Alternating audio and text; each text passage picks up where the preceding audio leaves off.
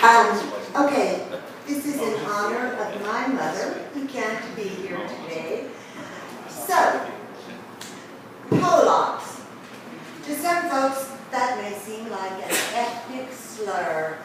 In reality, having grown up with first and second generation Pollack immigrants, I assure you that word is simply descriptive. Pollocks of that era ate pickled pig's feet and liked it. Bathing was forbidden more than once weekly. Tiny dispensers of holy water were at each room's door in the house, handy to bless yourself with the sign of the cross. Perhaps non-Catholic Pollocks existed. I never knew of any before I was 40.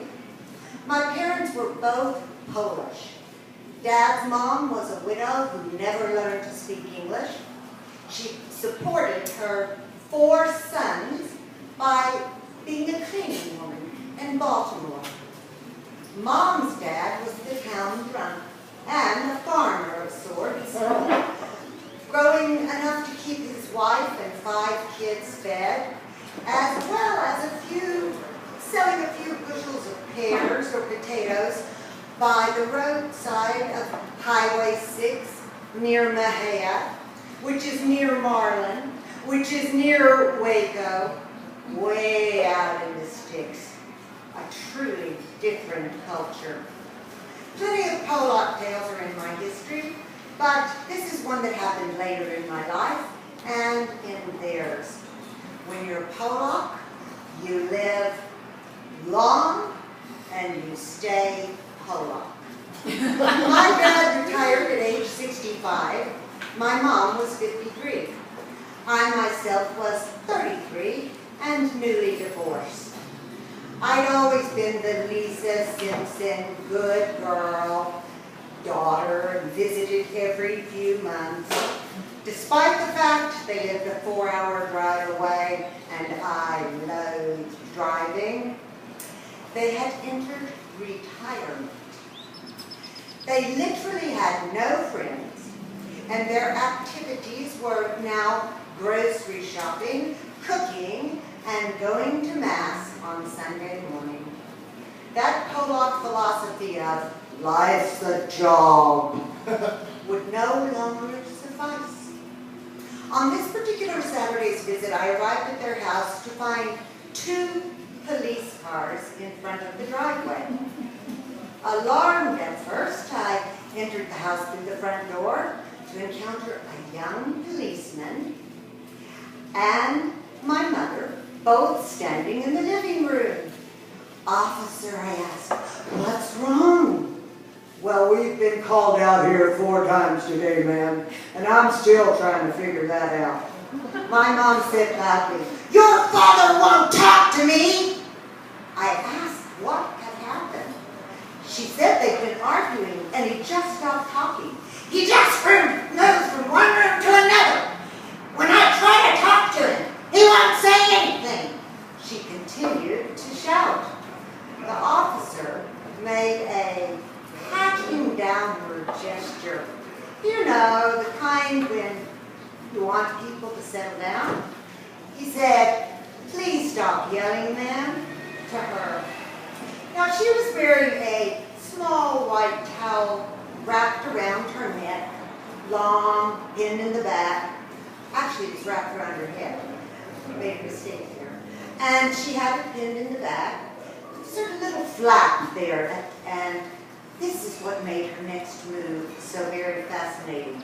She jumped quickly, closer to the cop, the white towel fluttering in her own breeze.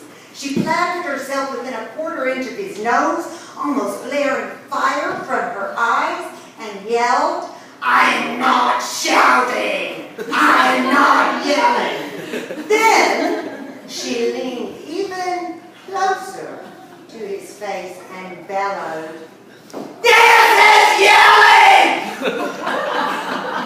In a way that almost lifted the entire structure of the house itself. Reflexively, the cop's body jumped backwards away from her. He turned white me and said, "Oh, now I see what's going on here. Miss, you come on outside with me."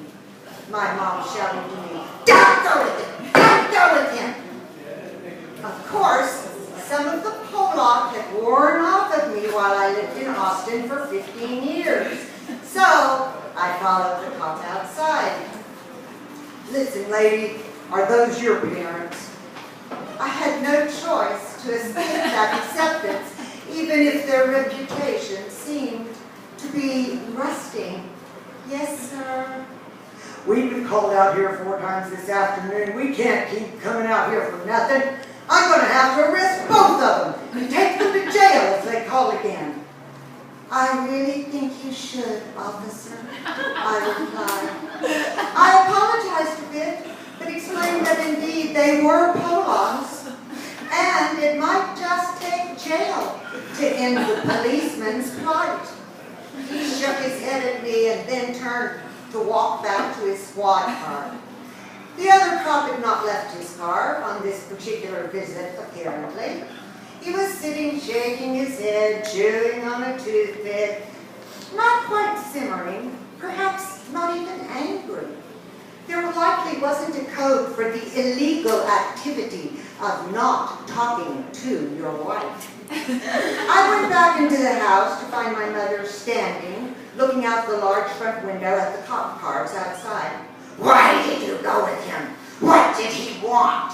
she hissed at me. "Mom, he's a policeman. I have to do what he says. He says, if you call them again, they're going to take you and Daddy to jail." "God damn!" she yelled. "What good are the police anyway?" "Mom, it's not against the law for Daddy not to talk to you," I explained. Much cursing spewed from her again. I waited it out. You see, an angry Pollock is similar to a violent force of nature, a human hurricane. The details of the rest of that day are vague and are of little importance. Pollocks. This is the soil I grew up in. When I am simply being Pollocks, I remember the scene of my mother and the cop. When I am yelling, that is what other people accuse me of, yelling, I remember exactly this scene. And I want to do exactly what my mother did. Lunge at them and show them what Pollocks call yelling. More often than not, that leads to laughter deep inside me.